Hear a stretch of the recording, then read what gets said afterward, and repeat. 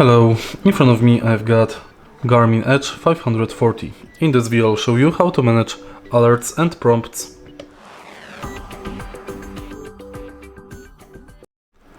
In the beginning, let's go to menu from the homepage of the device. Enter activity profiles, select your profile and select alerts and prompts. Here you can enable sharp bend warnings, high traffic road warning, workout target alert, lap, time alert, distance alert, calorie alert, heart rate alert, cadence alert, power alert, turn around alert, eat alert, drink alert, connect IQ alert. If you find this video helpful, please leave like, comment and subscribe.